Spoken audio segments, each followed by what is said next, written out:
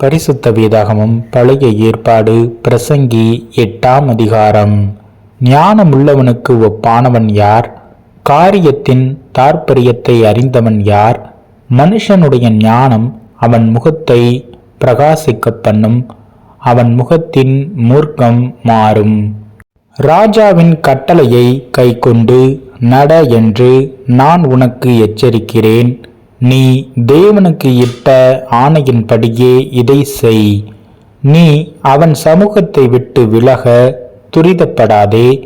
பொல்லாத காரியத்திலே பிடிவாதமாய் நில்லாதே. அவன் தனக்கு இஷ்டமானதெல்லாம் செய்வான். ராஜாவின் வார்த்தை எங்கேயோ அங்கே அதிகாரம் உண்டு.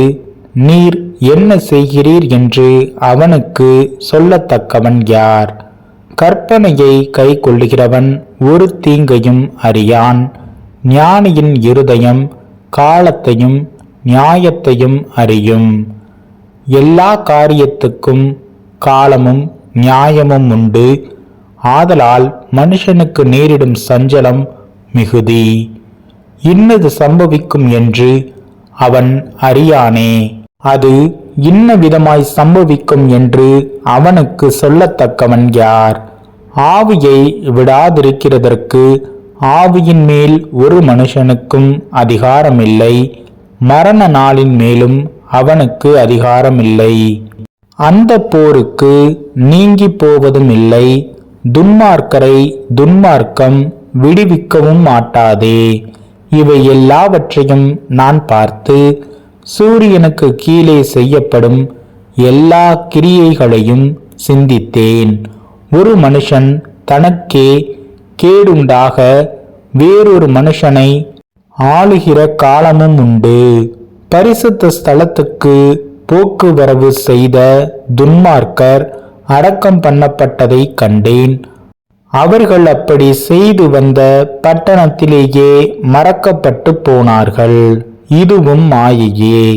துர்க்கிரியைக்கு தக்க தண்டனை சீக்கிரமாய் நடவாதபடியால் மனுபுத்திரரின் இருதயம் பொல்லாப்பை செய்ய அவர்களுக்குள்ளே துணிகரம் கொண்டிருக்கிறது. பாவி 100 தரம் பொல்லாப்பை செய்து நீடித்து வாழ்ந்தாலும் என்ன?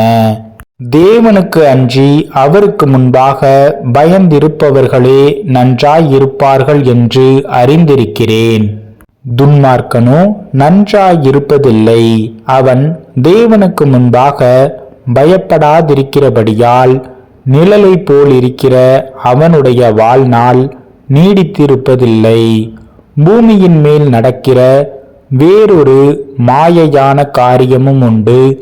அதாவது துன்மார்க்கரின் கிரியைக்கு வருவது போல நீதிமான்களுக்கும் வரும்.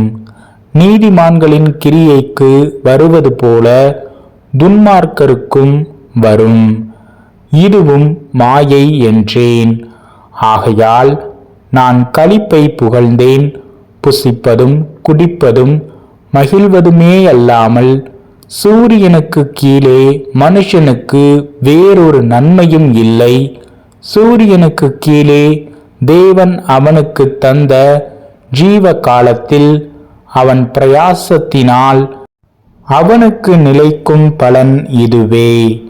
நான் ஞானத்தை அறியவும் மனுஷன் இரவும் பகலும் கண்ணுறக்கமில்லாமல் பூமியிலே செய்யும் வேலைகளை பார்க்கவும் என் மனதை செலுத்தினபோது தேவன் செய்யும் சகல கிரியைகளையும் நான் கவனித்து பார்த்து சூரியனுக்கு கீழே செய்யப்படும் கிரியையை மனுஷன் கண்டுபிடிக்க கூடாதென்று கண்டேன்.